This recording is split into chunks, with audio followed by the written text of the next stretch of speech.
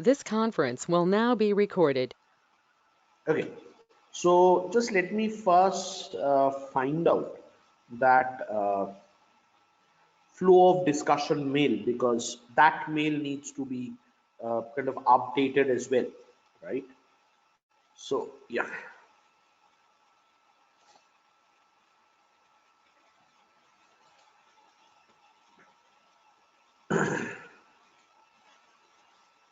Okay, so we had completed this framework on the LGD model. And since the last week, what we were trying to do was we were trying to kind of close on first on the remaining part of CCAR and then continue with LGD and EAD model development as follows. Right. Okay. So let's get started. So I will be kind of forwarding this document, in terms of so basically what I'll be doing is I'll be forwarding this today's document, the Excel sheet and everything, as a trail mail, as a trail to this mail, right? Okay, so let's get started.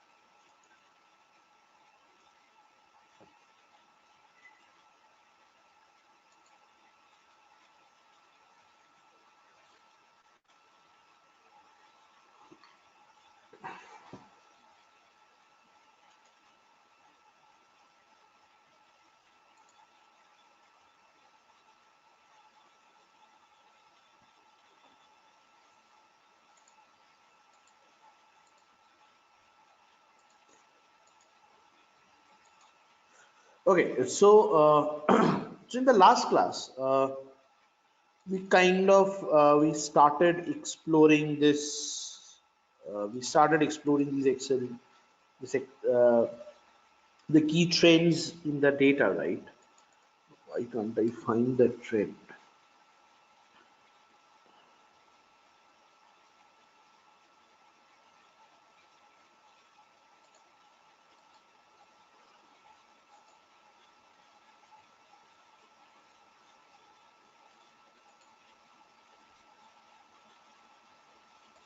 Okay, fair enough.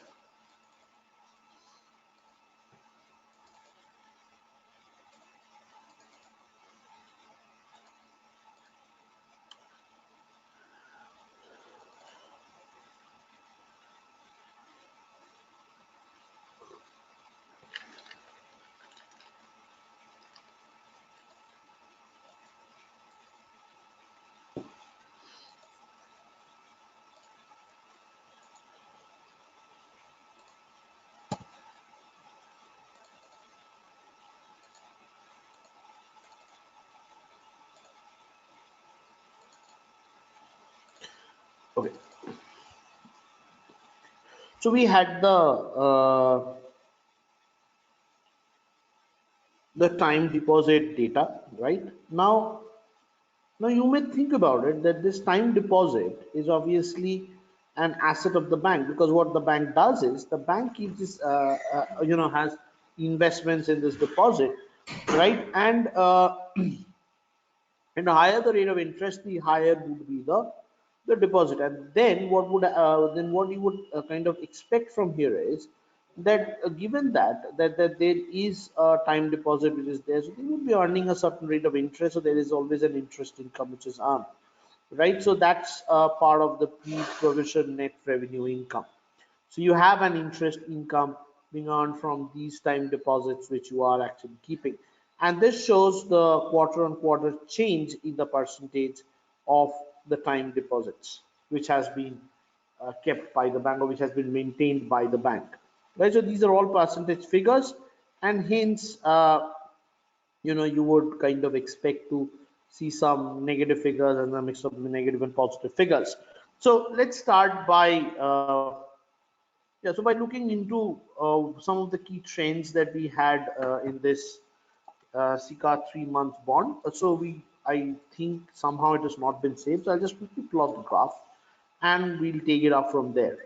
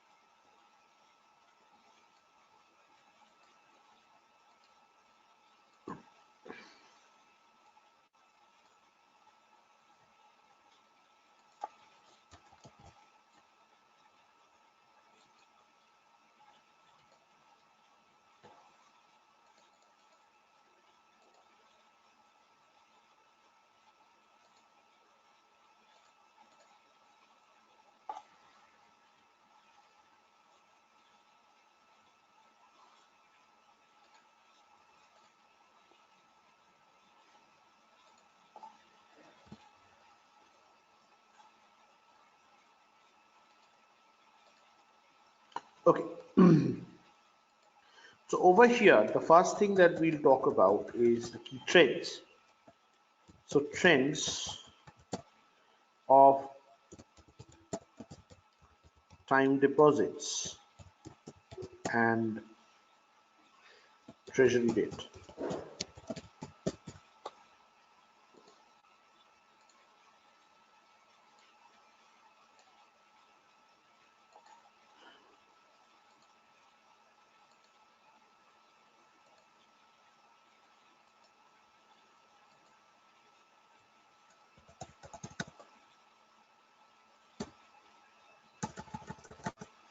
Okay, so over here, what we'll have is we will have the percentage. So this is percentage in time deposits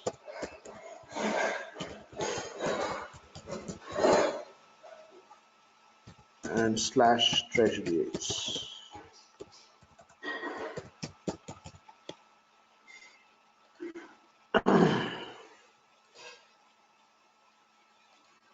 Right, and so this is where you have time.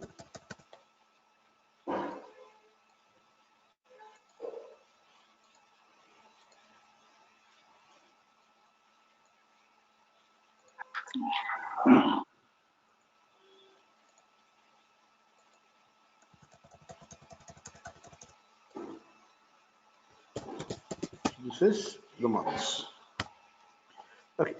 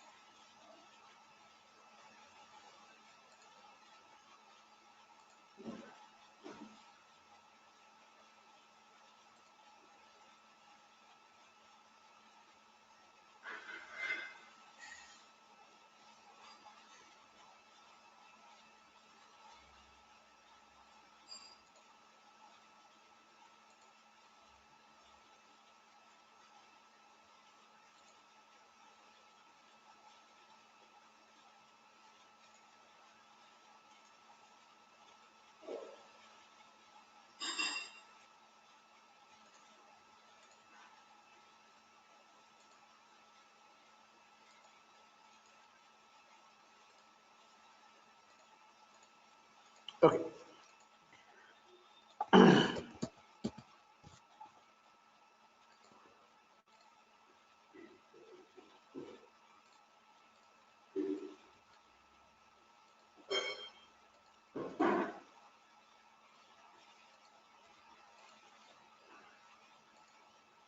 fine. So this is how my Excel sheet would ideally look like. Now, basically, let us okay. So let us now kind of try to understand that what are these key trends, right? So the time deposit trend or the change in time deposit is shown by this period, shown by the orange line, and the blue line shows the rate of interest, the interest rate periods. Now, one thing that you will see is that right in the beginning of 2002, 2000, 2000, early 2000s, right? So you see that the rate of interest of the bonds have been going down very has been going down continuously, and then for 2004 second quarter there has been a distinct rise. Now, while it was going down, you could also clearly see that the rate of investments or the percentage change in the investments in the time deposits were also kind of going down, so they were also having a negative trend. And as such, one thing that you could clearly see is that in the first part of the data, right up to 2000, but you could clearly see that there was a negative movement, right? So both these rate of interest and the deposit and the demand for the time deposits were kind of positively related. Now, we had kind of identified the reasons because of which this could have happened. So one of the key reasons of because of which this could have happened was the fact that in the early 2000s, so we have the World Trade Center attack, we have the dot-com bubble burst in 2000, followed by the 2001 World Trade Center attack, because of which US had entered into recession at that point of time. And in an attempt to come out of that, right, so the lending rates were kind of slashed, which had impacted the treasury bonds as well, and hence given this interest rate cut, so what the government wanted to incentivize was the investment of or savings in form of time deposits, right, for people as well as for the financial institutions. They wanted the financial institutions to give out more money to the people so that they could spend, because consumption spending is always a very important line of expanding an economy's aggregate demand. And in times of extreme downturn, recession, etc., so you need the consumption boost, a boost in the consumption expenditure to come up in order for the demand in the economy to expand.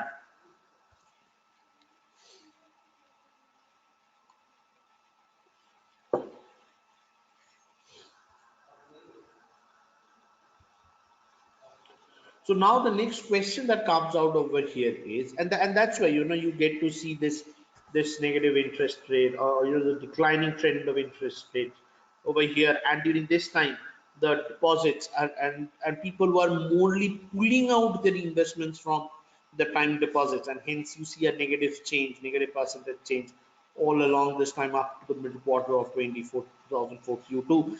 By the time the consumption increase in the consumption expenditures had started to show its impact, and the economy was kind of coming out of this issue of the recession, of the issue of the lack of aggregate demand. And from there, what we had kind of experienced was at that was a time when the housing bubble had again started building up. Now, for the American markets, for the American economy, this has been a very common feature, that to come out of one recession, create a bubble, that bubble bursts, and you again go into another recession. So this entire thing is something which we tried, that you can clearly see in this diagram, right? You see the interest rates are high, the investments in the deposits, the time deposits are very high for the banks, but 2008 mid second quarter, again you see a downturn, kind of a rate of interest rate cut being ensued, and then it literally moves down to zero, right? And at nearly a zero rate of interest, what you see is that hardly any investments are going into these treasury markets, into these treasury bonds, right? So this is something that we now based on this, what we need to do is we now need to develop our models to have our predictions in place. So my dependent variable is the time deposit. My independent variable is the treasury rate, right? And now what I will be doing is I'll be using this treasury rate to assess the demand on the assess the to estimate the time deposit, right? So over here, if I have a look, if you have a look over here,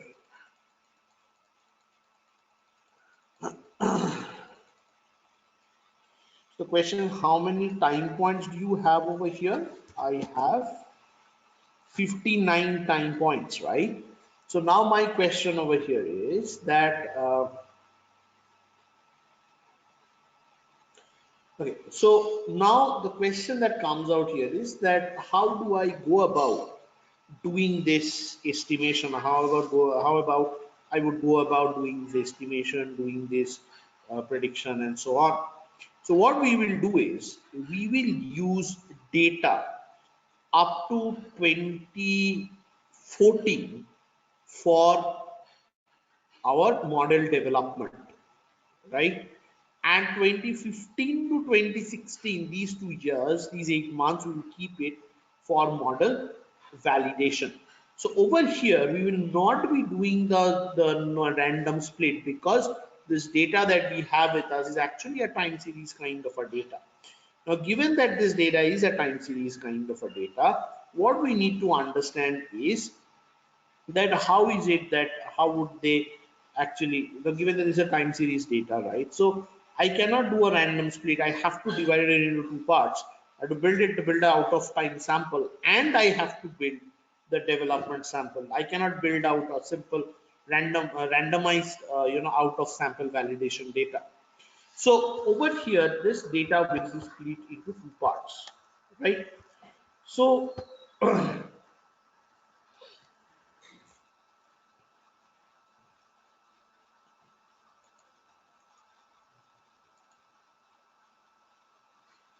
so I will kind of put this data as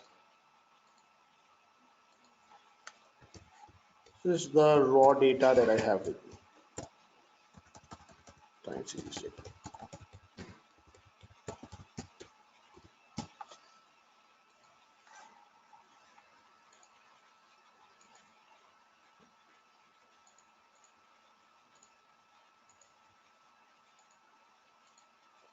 The raw time series data. Now for model development, so over here we will kind of do we put out the vintages as well.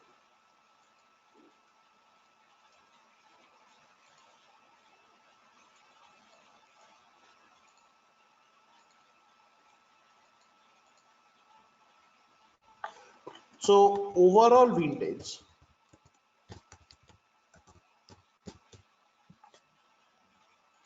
is 2002 Q2, 2016 Q4.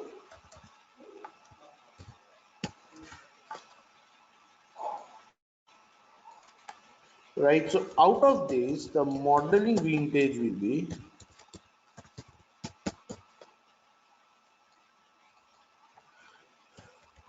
2002 Q2 to 2014 Q4.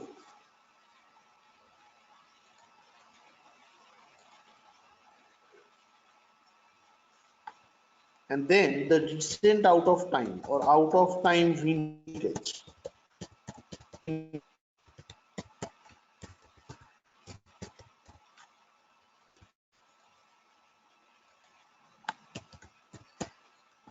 2015 Q1 to 2016 Q4. These are the three, I would say, so these are the the three headers or the three types of population vintage that I have with me, right?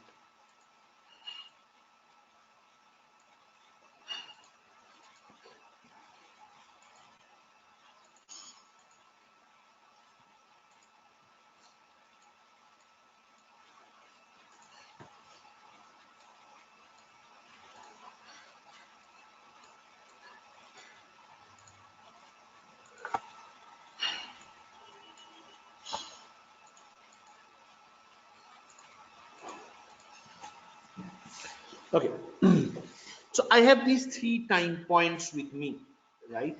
So my objective over here would be to develop the the data on on the development side, right? And with that is using those estimates on the remaining part, we'll kind of try to predict, and our objective will be to understand that how accurately is this particular model that I have built up, how accurately is it kind of predicting, right? Okay, so let's get started.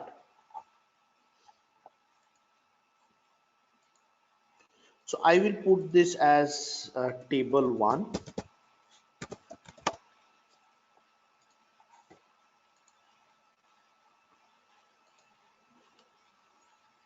Okay, so let's go back to SAS. So we had kind of entered this whole data set, right? So first what I'm doing over here is I'm developing my toy model. Now why am I calling this a toy model? Now I am calling this iteration a toy model because this is a replicative model which will be giving me a sense of how the relationships are between them.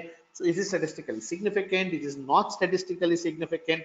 What are the key results of this iteration, and how would it look like? So all these things, and how would that prediction look like? So are the error terms identically independently distributed or not? So and any kind of detailed results will be or any kind of result that we obtain from this will be done. And then what we need to do is we need to replicate it on the out of time validation.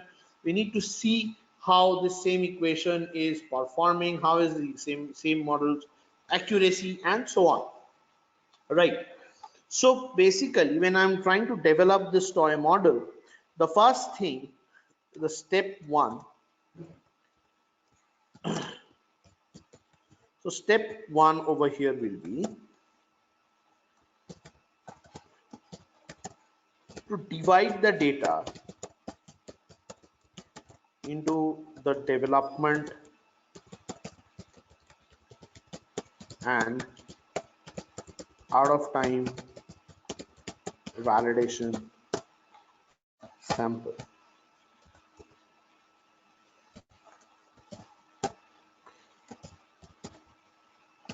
Step 2 is to develop the model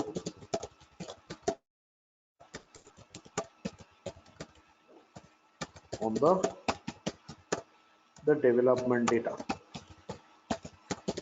Assess the model in terms of the following parameters, following matrices.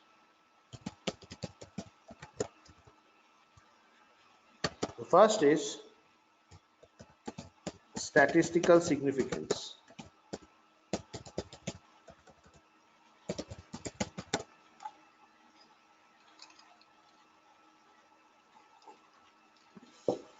Statistical significance of the individual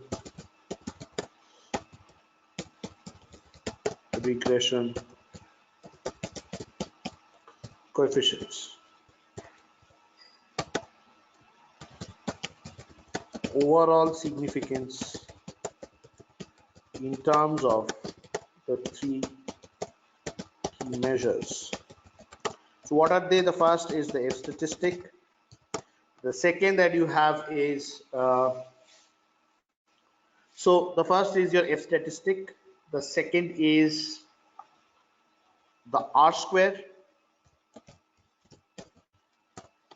and because it's a single model, so we need not worry about the adjusted R square. but yes, you can keep adjusted R square as well. So it's the adjusted R square, right? So the third thing that we need to look into is the residual series is identically independently distributed. So this is the white noise check.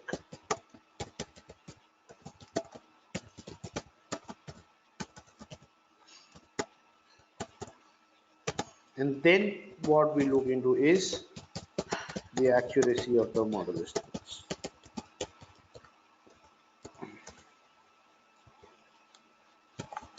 So the next step that we have over here is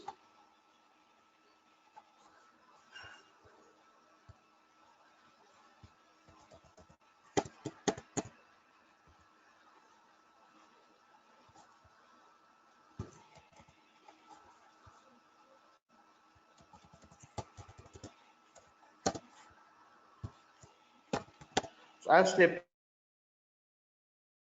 3 is step 3. So what is step 3? Validate the results of the model on the out of time validation. The following needs to be checked.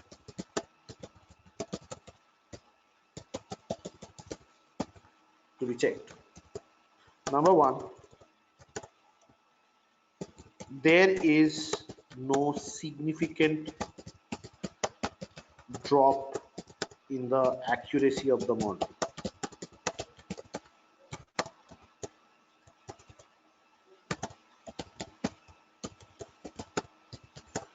So there is no significant drop in the accuracy of the model.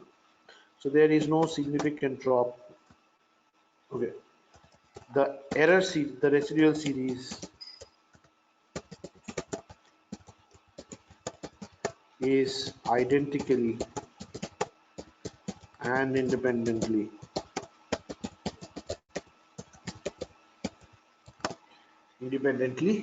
distributed. So these are the few steps that we would like to do in the first iteration of the toy model, and it is absolutely a level regression. So I'm not doing any other transformation, I'm not doing any lag analysis, I'm not doing a log transformation, I'm just taking it and running the way it is.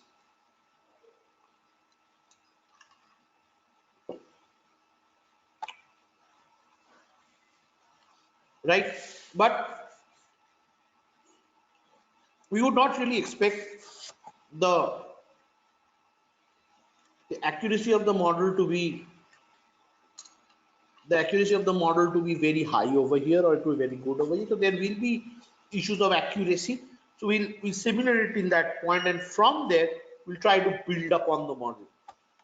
Right? So we may try out some other transformations and see how it works. If there are any structural breaks, so we'll kind of start moving into that direction going forward. But right at the beginning, the first iteration, the base model is going to be a linear regression model. If that doesn't work, then we'll investigate into details.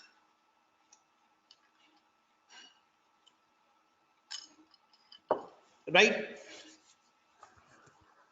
Perfect. So we move on to step 1. Okay. So in step 1 is splitting the data into development and validation.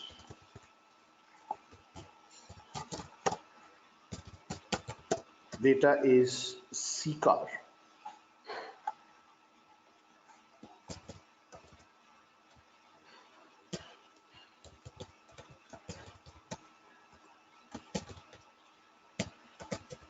Development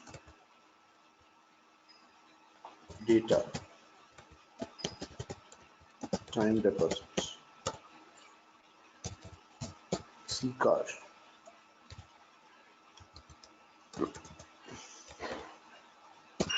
OOT,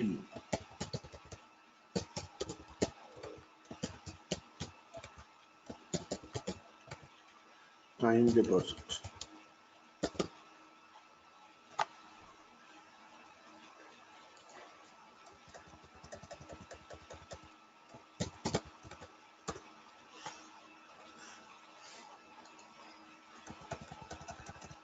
I put a dev data. So over here, what am I doing? I'm kind of creating two files. So I'm actually creating two data sets over here, right? And one of them I'll put in the development data files, development data records, and in the other, what I'll do is I'll put in the validation data, right? So the set over here is CCAR PRTD CCAR data.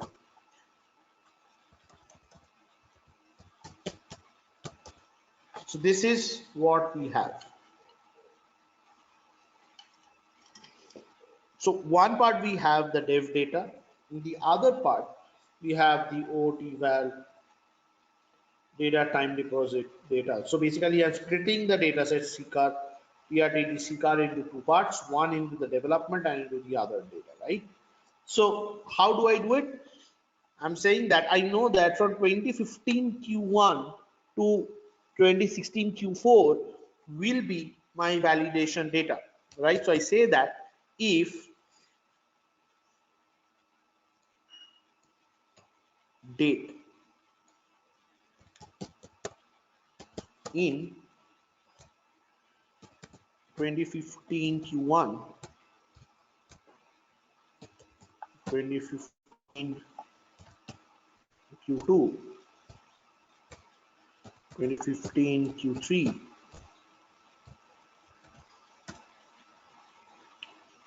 2015 Q4, 2016 Q1, 2016 Q2, 2016 Q3,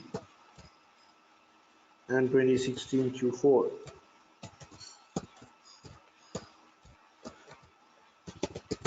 Then output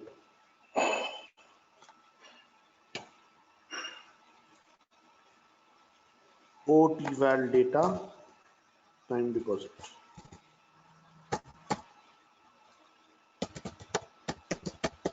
Else output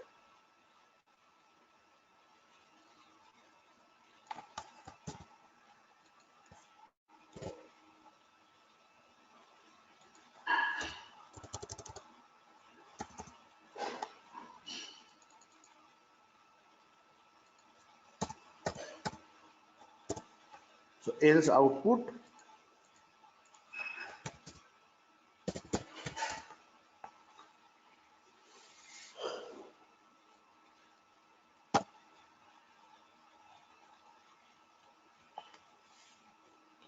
So I have created two of the data sets. So for 8 data points are here and the remaining 51 data points are here, right?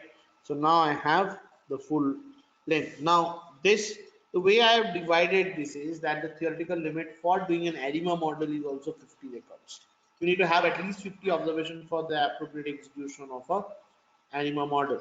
So I have kept that 50 cutoff over here, and the development data has 51 records, and the validation also has 8 records, right? So basically you can kind of validate that. So even whether you're doing linear regression or you're doing a time series model would not really matter, but we would gradually move to the next.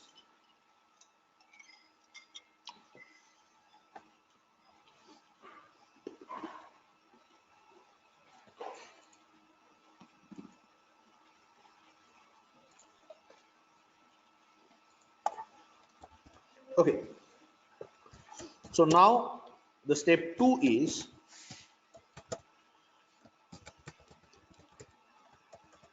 So developing the data. So the next part is we'll develop the toy model. So developing toy models on the development data. On the development data. So now next what we are going to do is on the development data, we are going to put in the toy models and all the others, right? Okay. So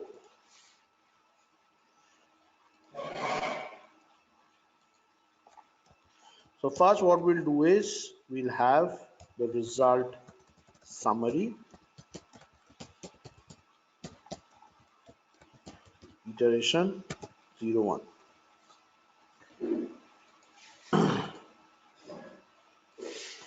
So let's run the model first, right? So proc reg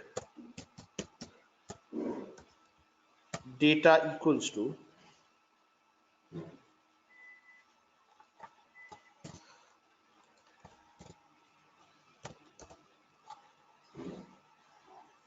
ccar dev.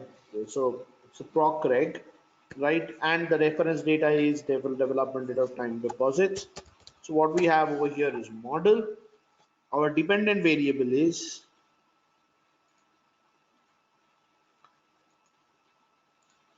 PR time deposit,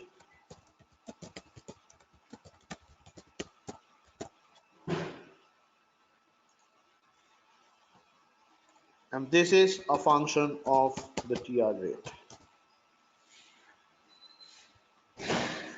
right?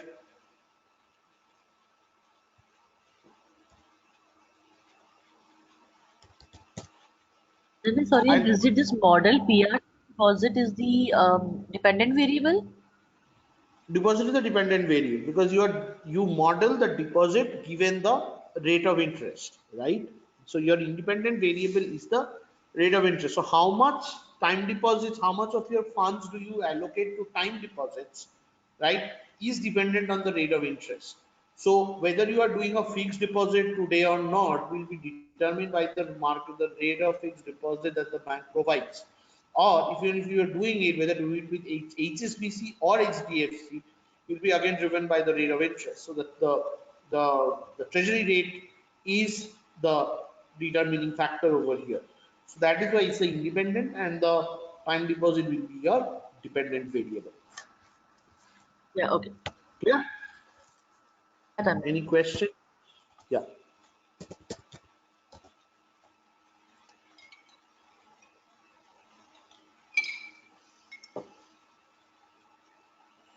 All good? Okay. So the spec test has been done.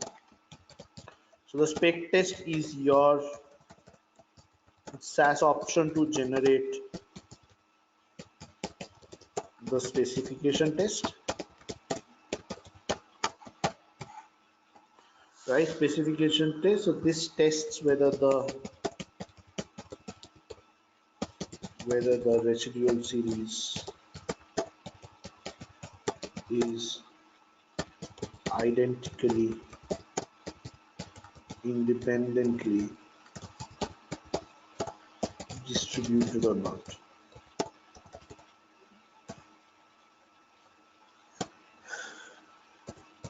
Distributed. So basically, we would always want the series, the residual series, to be identically independently distributed. But if they are not, and if there are anything that needs to be done, then we'll look into that.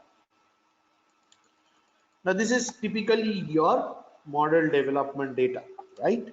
So let's run this.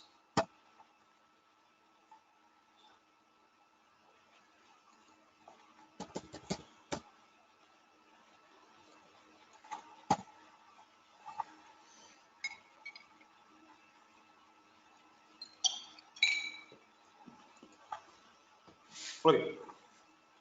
So over here, what we have done is we have obtained the results for the regression model, right? So we now next need to, what we need to do is we need to take up each of these tables one by one and start, walking through them, right?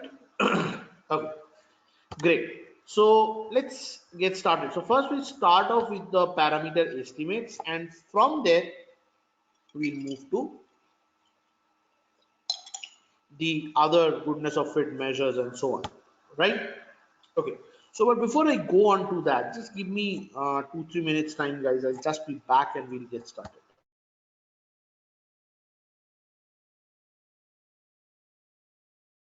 This conference will now be recorded. Okay. So let's get started. So what we did was we had done a single regression model on the treasury rate. And what we see is that yes, there is a positive relationship with the treasury rate, right? So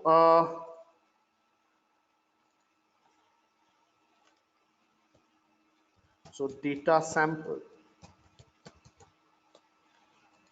is the development sample, the development data, right? Now the data vintage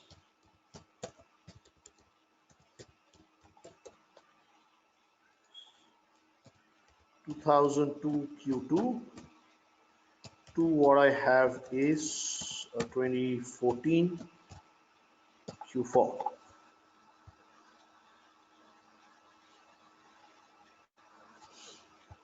right? Now the next question that comes out here is,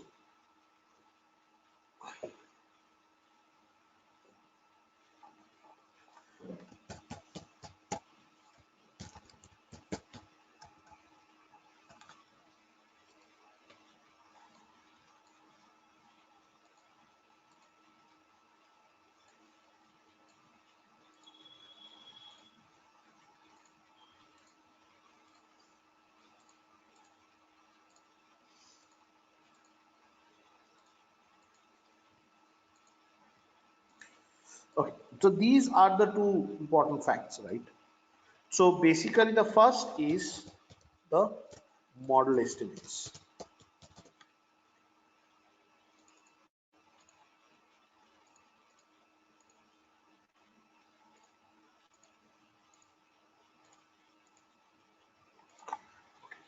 In the model estimates, so let's copy this.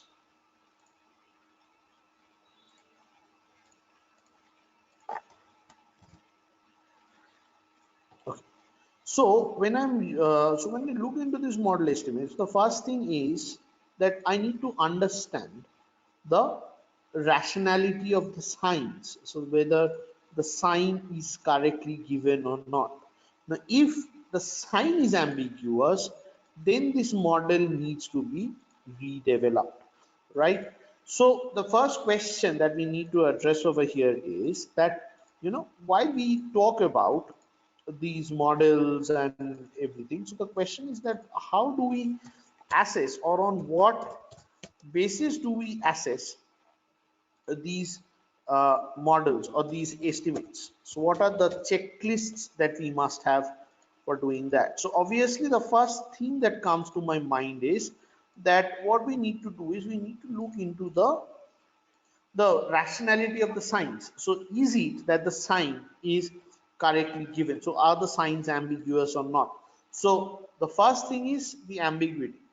Now over here I can say that in this particular equation I see a positive relationship with the treasury rate and the 3-month bonds, right? So given this relationship, given that there is a positive relationship, so therefore I can say that this relationship is a rational relationship, right?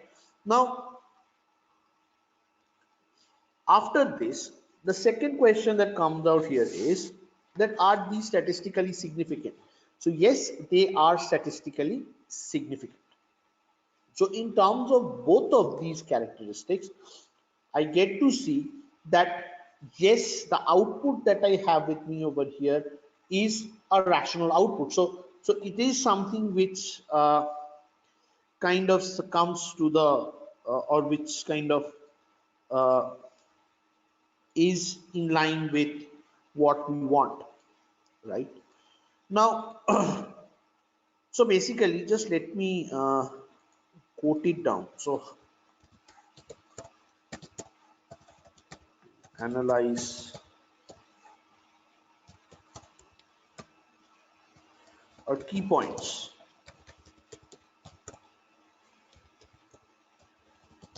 to conclude on the model results.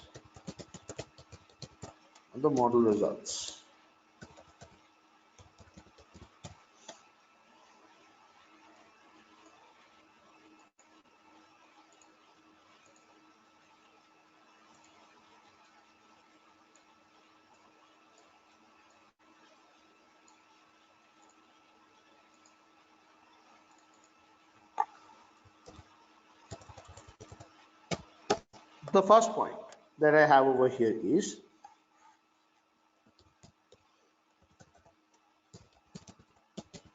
both the intercept and the variable, both the intercept and the regression coefficient is significant, right? So both the intercept and the regression coefficient is significant. Now, if it is significant, or like let's put significant statistically, right? Now, so what is the test hypothesis which was there? The test hypothesis, the hypothesis which was tested is that H naught is beta equal to 0 versus beta not equal to 0. And if the p-value is actually, much less than the 5% level of significance, then we say that both of them are statistically significant, as is the case over here. And we had discussed this decision rule while we were discussing the linear regression models. So over here, both the intercept and the regression coefficient is statistically significant. Now the next thing that I have over here is the signs of the regression coefficient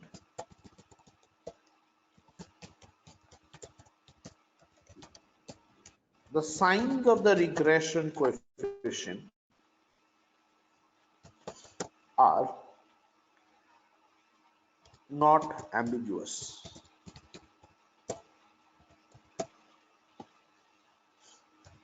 With an unit increase in the treasury rate,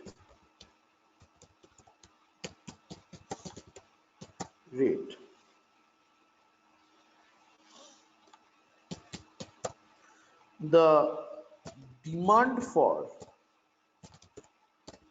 time deposits is expected to go up, is expected to increase. This is because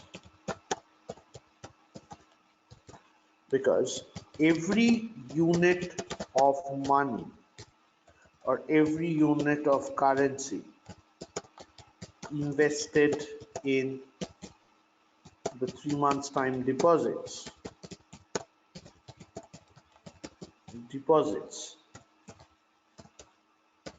will yield a higher interest income.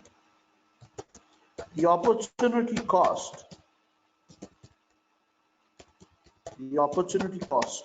of not investing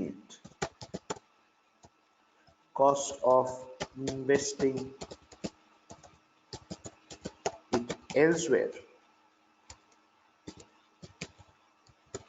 or retaining it for some other purposes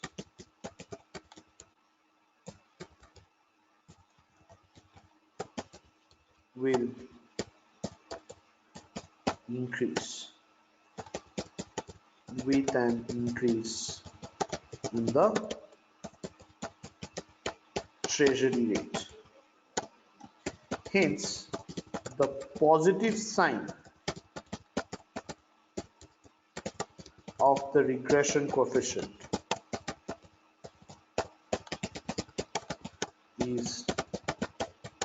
justified in this analysis, is justified in this model.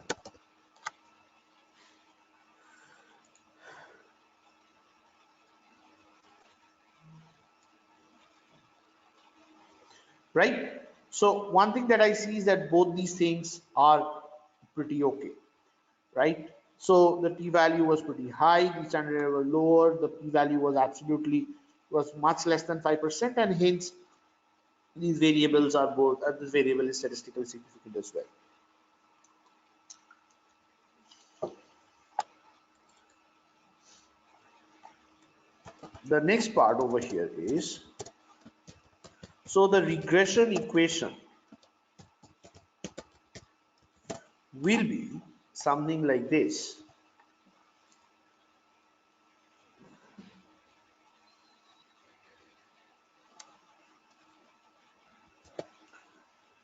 The name of the variable was PRTD. And why is the intercept negative? So how will you prove this if it's correct or not? Yeah, the intercept will be negative, right? So because if your interest rate is zero, so you're not getting any interest rate, so you will either pull out the money from the time deposit, or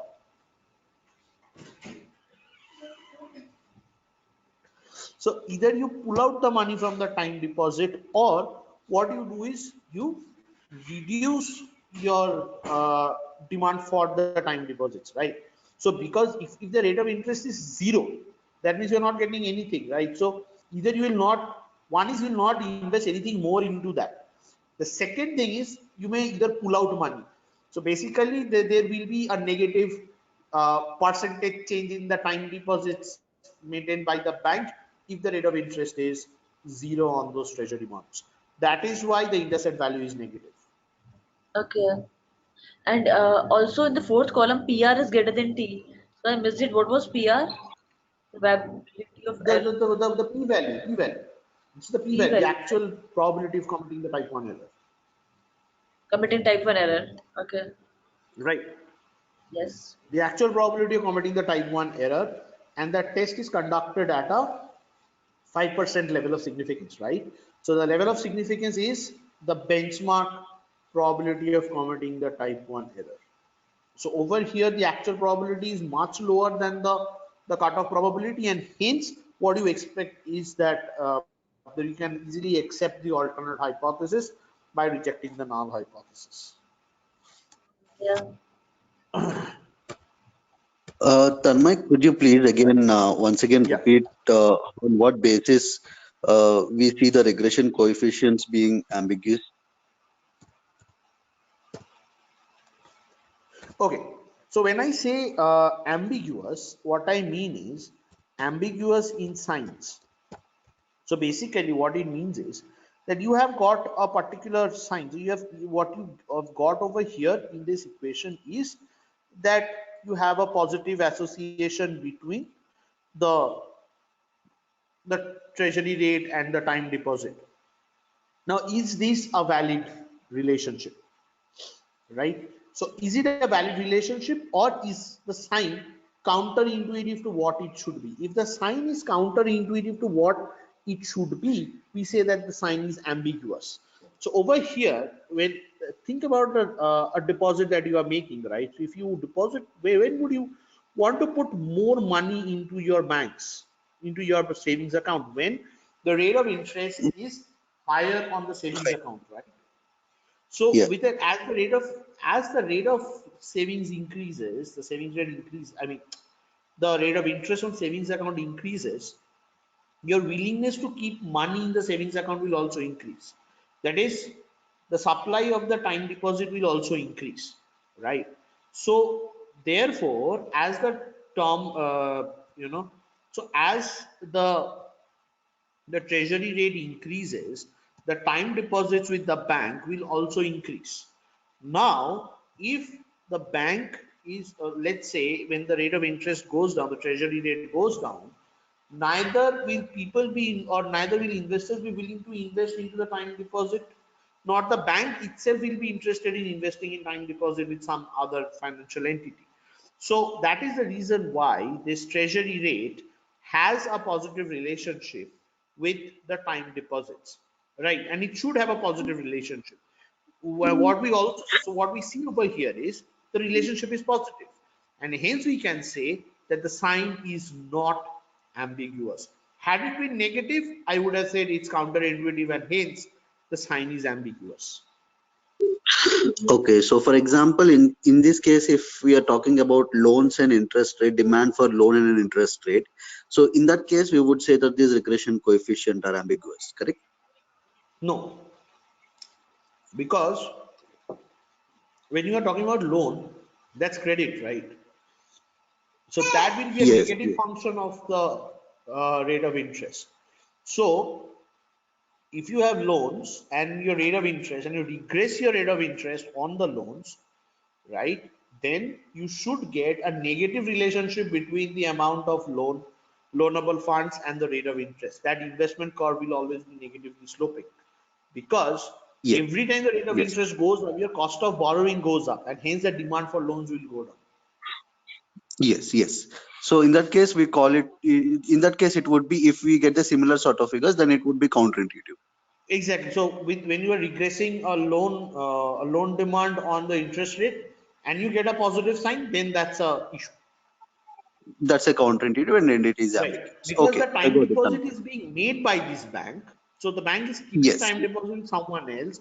Higher the treasury yes, rate is, higher will be the willingness to keep the money, right? So over here, the bank yeah, is yeah, supplying the time deposit to a financial entity. Now, when it yeah, converts to the good. demand side, that is where, let's say, someone, you want to borrow the money, the rate of interest goes up. You take a step back, waiting for, okay, I will go and buy this when there is a cut in the interest rate, right? So that is the reason why, when an economy is undergoing downturns, right, or kind of the economic activities are kind of contracting, so that is the time when your rates of interests are cut. You face a rate cut, so that the Yeah, the demand in the economy, the loanable funds in the economy get boosted up. So that is something okay, that is there. Yeah. got it. Thanks, Anu. Yeah. Okay. So any other questions? Just go through this first, and then we can move to the next.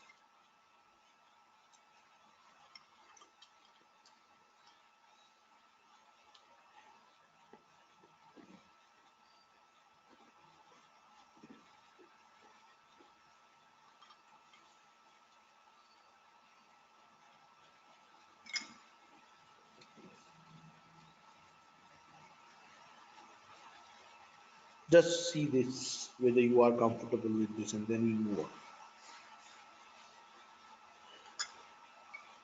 Then what is the significance of showing degrees of freedom here? The result set. Sorry. What is the significance of showing degrees of freedom here in the result set? So the degrees of freedom will always be reported, right?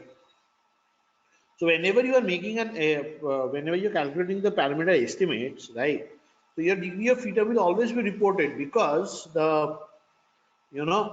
this p-value, or this, I mean, this t, the t statistic that is calculated, or the p-values which are calculated, they are calculated corresponding to this t and the degree of freedom. So whenever you're looking up on the what do you say, the normal tables, you need both degree of freedom and this to look up. So this will always be reported, right? Because with every model, that with every variable that you incorporate in your model, right, you tend to lose out a degree of freedom. You keep on losing on one degree of freedom each with each variable. So that degree of freedom has to be reported over here, and it's Okay. also ways as reports the thing. So it's just a way of reporting over here. Okay, so when we were running the regression model, we never mentioned the significance level at which we want to run the model. So it itself took So it, it, 5%. it, it is by default, it's 5%. By default, it's 5%. Now, if you want to mention it, you have an option over here.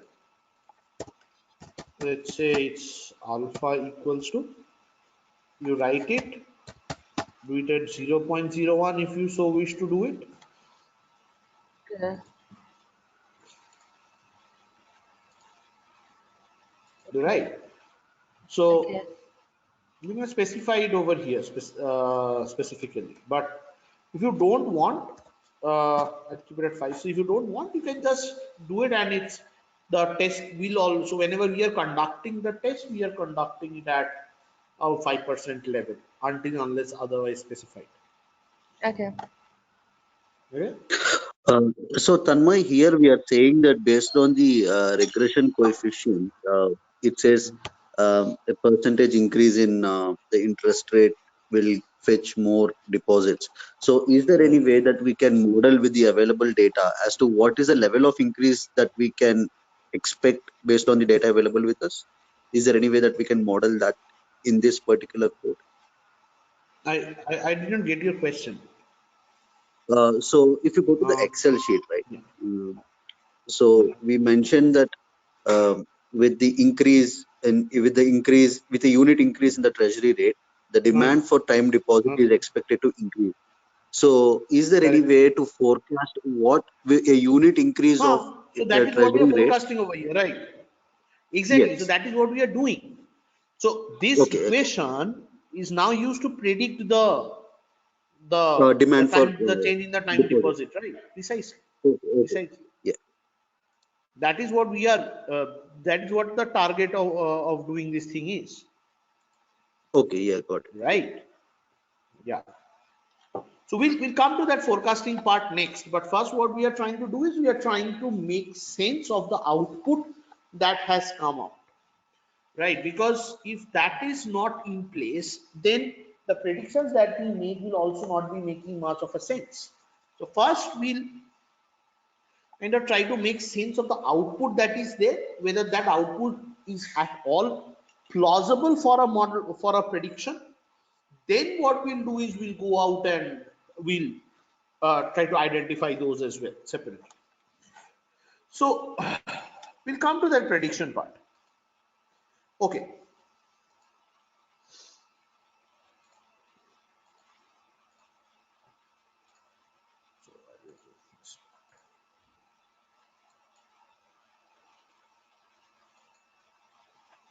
fine. Now comes the next part. So I have kind of the model, I have the model estimates, right? Now my objective is to assess the model goodness of fit.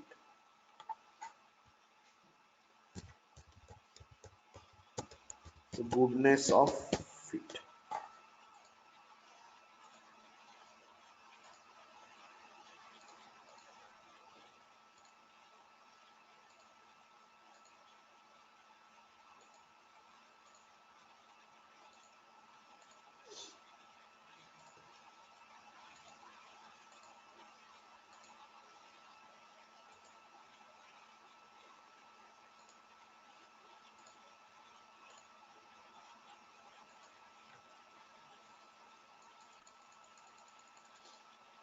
Okay, so first thing that we'll try to do is we need to assess the overall goodness of fit of the model, that how good fit that model is, right?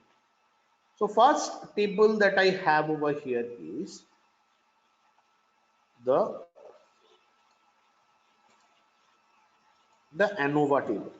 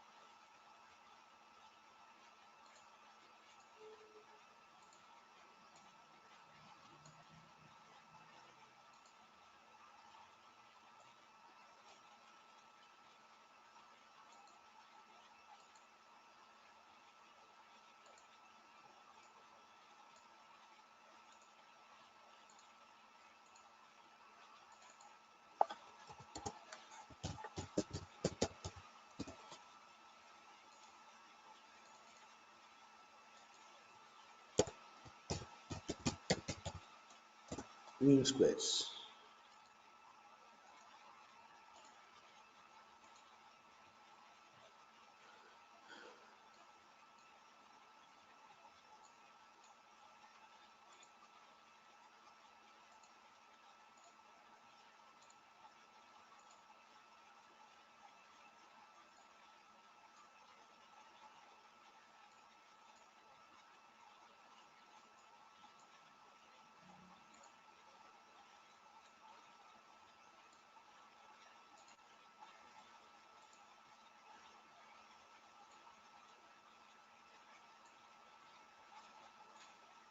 Okay. So, first of all, what we are trying to do over here is, so to remember, right? So, analysis of variance or the Anova table helps us capture the overall goodness of fit of the model in terms of how much have you been able to model, right, out of the total. So, basically, in relation to what you could not explain, right?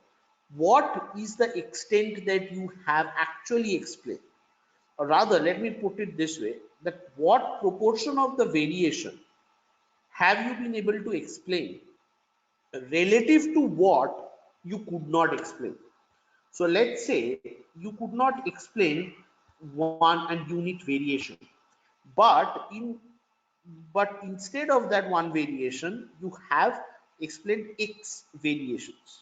So what multiples of the unexplained variations have you been able to explain? Because everything you cannot explain in the model, right? So there will be some unexplained variations. So relative to that, how much have you been able to explain? So that is nothing but the explained sum of squares to the, so this f statistic over here is a ratio of the explained sum of squares relative to the unexplained sum of squares, right? So the question that comes out over here is, in this table, what is it that we are trying to explain?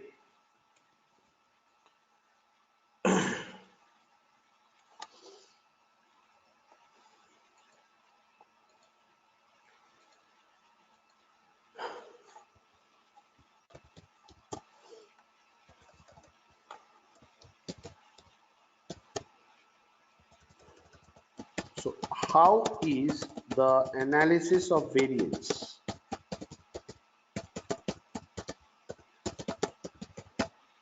used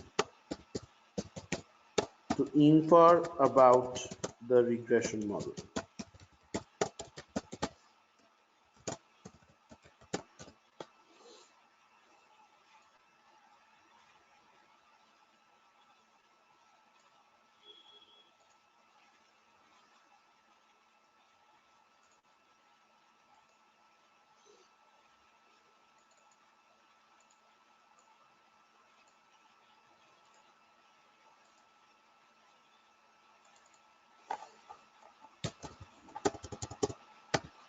First is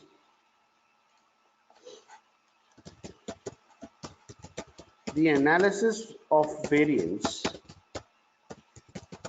also called the Anova table, tries to analyze or analyzes the relationship between the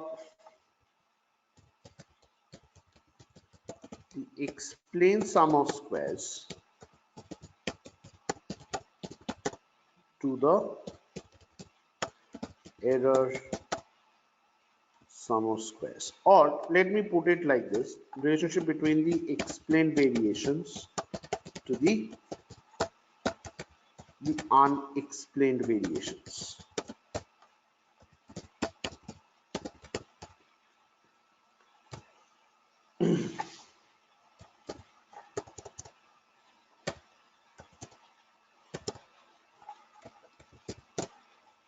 In relation to the unexplained variation in the model,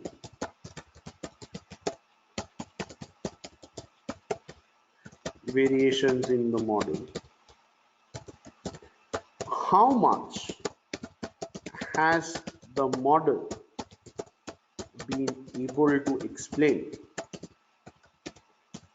is the question that we try to answer in this particular,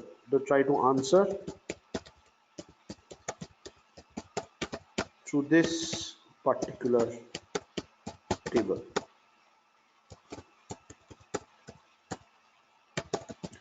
The key statistic that we use over here, is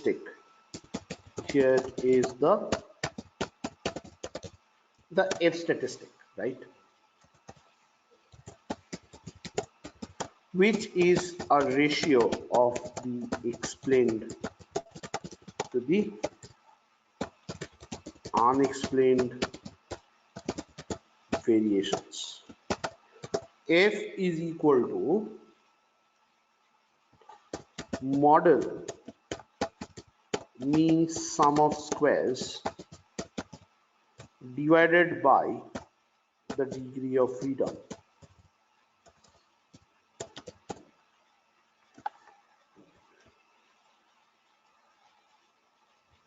By the degree of freedom.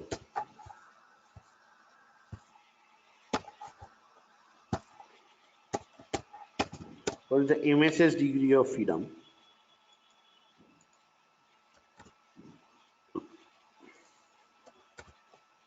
Whole divided by the error. Okay, sorry. Using the mean model mean sum squares error, right? So that is already divided by the degree of freedom. By the error mean sum squares. Sum of squares. Right? So if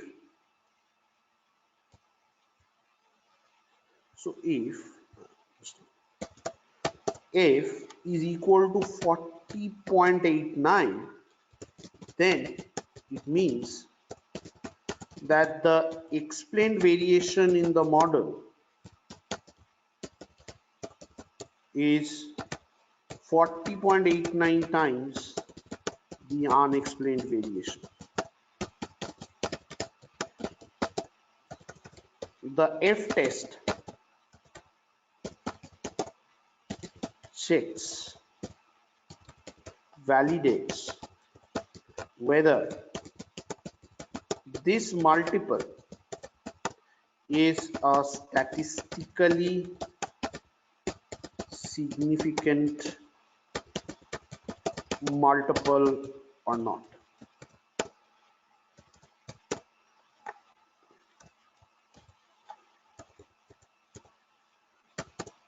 So given that this probability value, right? So given that this probability value is so this p-value, so what does this p-value says? So the probability value says that if you consider this 40.89 to be a statistically significant multiple, right, then there is less than 0.0001% chance that you are actually committing a type 1 error. Hence, you can actually accept the alternate hypothesis and say that this is a significant multiple. So one thing that we can clearly say is that the overall fit of the model is good, as the model explains a significant variation, significant multiple, since the explained variation is a significant multiple of the unexplained variation.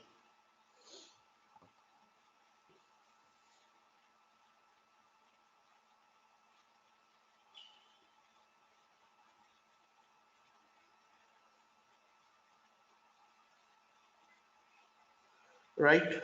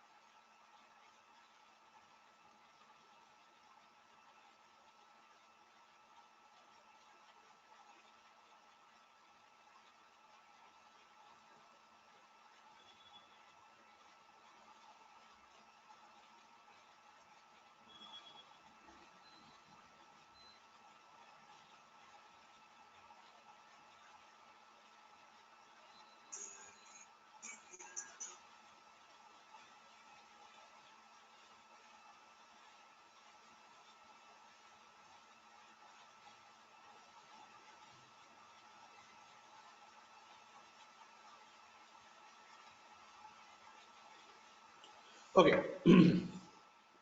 So, Sanna, just one thing. So here yeah, everywhere we are rejecting the null hypothesis, right? yeah. So Okay. the null And hypothesis here statistically insignificant. So it shows all changes which are due to sampling fluctuations. So over yeah, here, what we are looking for is a significant impact, right?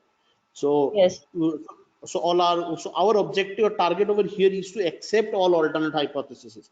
So if we cannot accept an alternate hypothesis, that is where we are sitting down and we need to revisit as to why we can't do that. yeah. So and this probability of committing a type 1 error is probability of accepting the null hypothesis, right? I mean, if it, No, even if accept rejecting a null hypothesis given it is true. okay, even it is true. Okay, okay, cool. Right, No, no, yes, yeah. right. Okay. So the p-value suggests that there is a less than 0.0001% chance of committing a type 1 error if the multiple 40.89 is considered to be statistically significant, right? So if it assume that it is considered to be statistically significant, then a type 1 so basically then this type 1 error if the so then what we can say is that yes, this multiple is statistically significant, hence the model variation, or hence the explained variations in the model are sufficiently more than the unexplained variations. Hence, the overall fit of the model,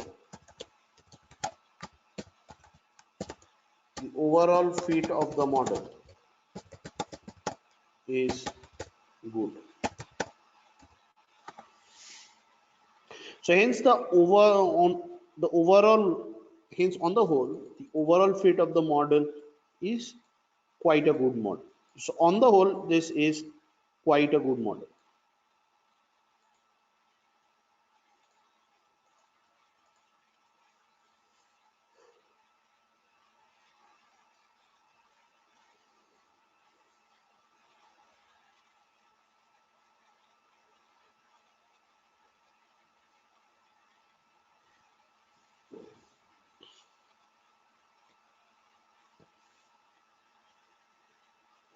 So hence the explained variations in the model are sufficiently more than the unexplained variation. Hence the model has a good overall fit, right?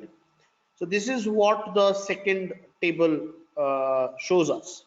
So in this table, we are comparing the explained and the unexplained variations. Guys, please go through those recordings that we had done for linear regression. So they are on the drive. Go through them. This is a very critical topic. So wherever you go, this is a part where they will question you in details. They'll just rip you apart in this part, right? Because this is the most fundamental classical classification algorithm from where you start, right? So whether you be your machine learning, your data science, whatever it is, this is the starting point of classification algorithms, right? Linear regression models. Because after this I will be coming to the generalized linear regression models. I'll be talking about beta regression, I'll be talking about other forms of regression models, right? So we need to have a good hold on them, otherwise you'd not be able to grip those. So be very clear about these parts. Okay, so coming to the next table that we have.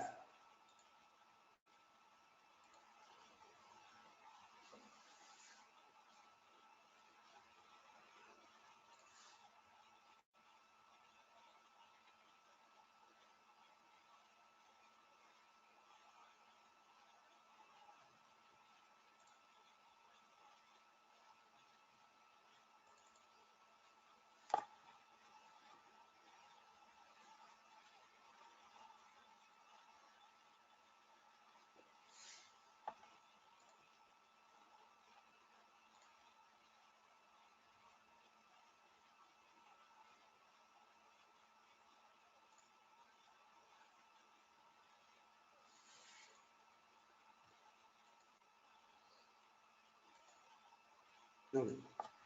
So the next part that we have over here is your R square.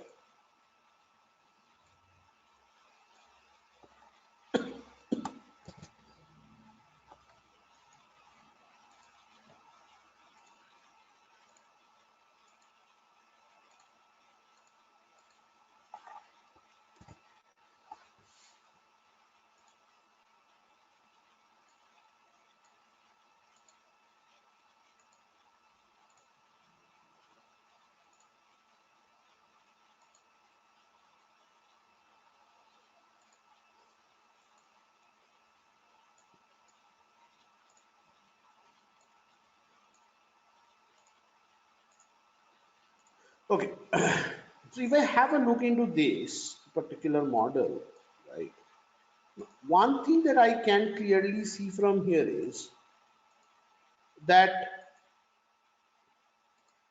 so here we have three very important factors, right? So one of them, or sorry, we have two very important factors which we need to focus on. So we have the coefficient of variation, we have the root mean square error, right? So the root mean square error is a measure of the accuracy. So it says that on the whole, there is a 3% error in the the prediction. So we'll look into that in more details, right? So but the first thing that we have over here is the R square, the adjusted R square. R square and the adjusted R square. So one very important thing is that we can see that this explains 45% of the variation.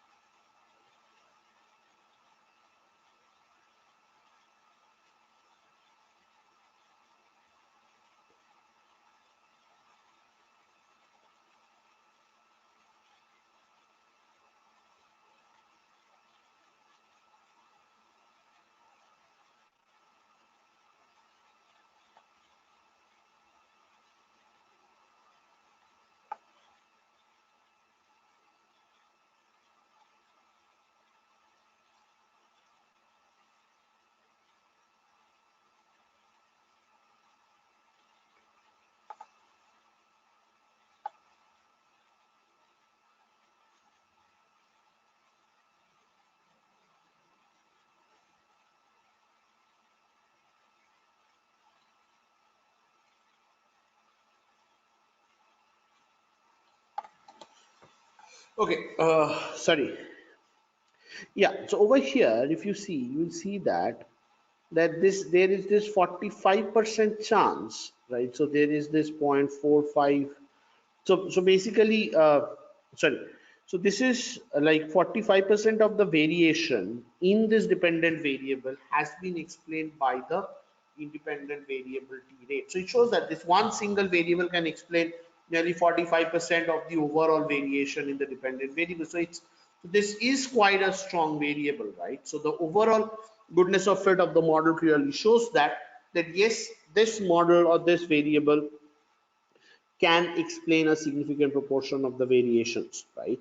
And hence, this model needs to be, so this model looks good. So the last part that we have over here is to look for the, so is to look for the white noise error term, white noise of the residuals, that IID of the residual, and finally to look for the accuracy of the model, right? So this is the part that we discuss in tomorrow's session, and tomorrow we'll also try out an alternate model with the lagged variables. We try to see that by using lags can we capture, so basically let's say that the rate in this month actually goes up, so the demand will increase in the next month, right? So the increased demand will be reflected in the next month. So is it possible that a lagged model will get me a better performance? So this is something that we do in tomorrow's part, and obviously, sorry, once we develop this, we'll put it through the adverse, severely adverse, and the baseline scenario, and we'll see how it evolves, right? So there we'll complete this part with this first model, and then we'll look for its accuracy and everything, and then we'll try out another iteration of this model, and then we'll close this particular assignment, right? So let's complete this part tomorrow, and then next week onwards we'll continue with LGD and EAD like we were doing, right? I So yeah, tell me. So we have all these statistics video, consolidated one place and at your shared drive somewhere.